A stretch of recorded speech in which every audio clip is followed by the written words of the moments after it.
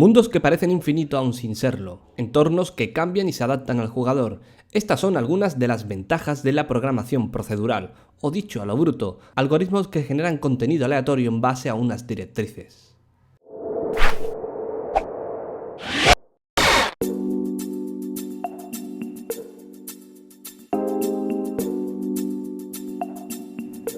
La revolución de los videojuegos es ahora, aunque llevemos 40 años creándola. En la actualidad, los últimos títulos nos están mostrando cómo está evolucionando la industria y la forma de crear mundos en los que nunca parece haber fin.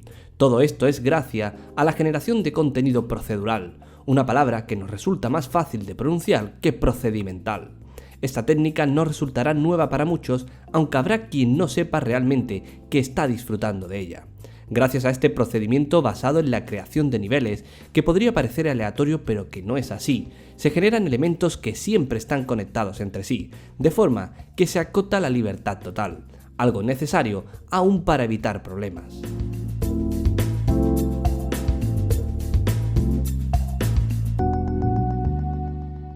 No Man's Sky es sin duda alguna un alegato a la programación procedural, desde su banda sonora que es música generativa hasta sus límites jugables.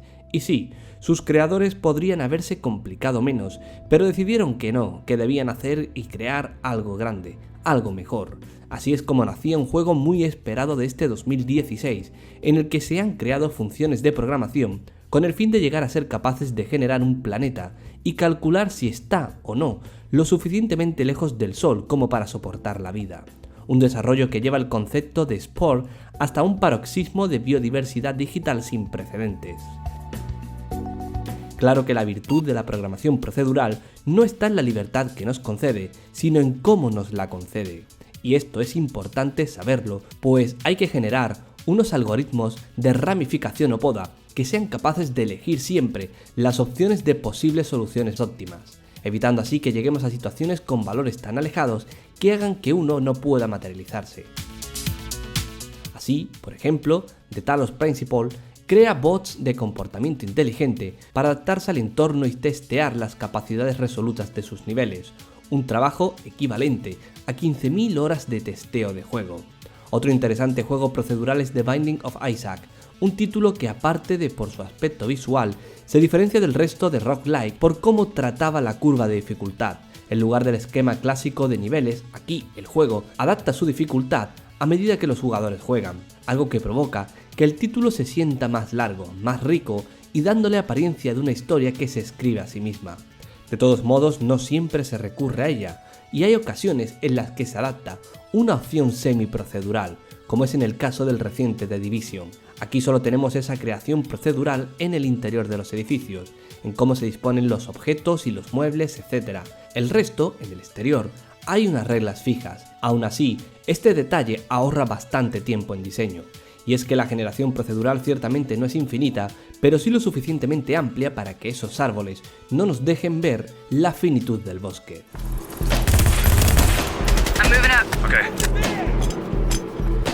Todo esto, por supuesto, no es nada nuevo.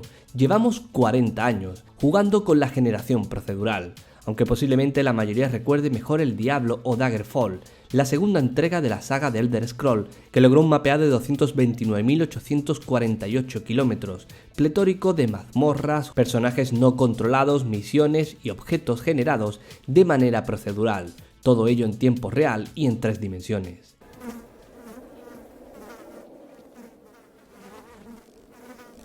¡Mirad!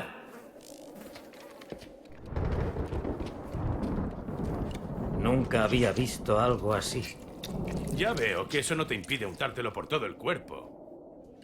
Más tarde llegarían otros títulos, aunque si tenemos que destacar uno, será Minecraft. El sempiterno Minecraft no es infinito, tenemos más de 4.000 millones de kilómetros estable, aunque las matemáticas ponen ciertamente el límite en un número mucho más alto, la propia arquitectura de 32 bits. Aún así no está nada mal para cualquier jugador, sobre todo para la vida que le queda por vivir. Pero, ¿por qué es ahora cuando hablamos de revolución?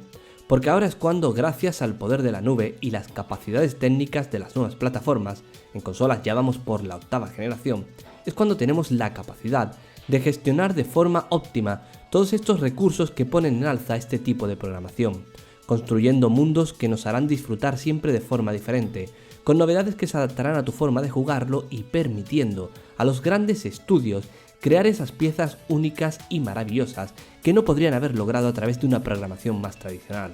Así que al igual que todo lo bueno, la programación procedural ha llegado para quedarse, y tú, posiblemente, ya la has estado disfrutando sin saberlo.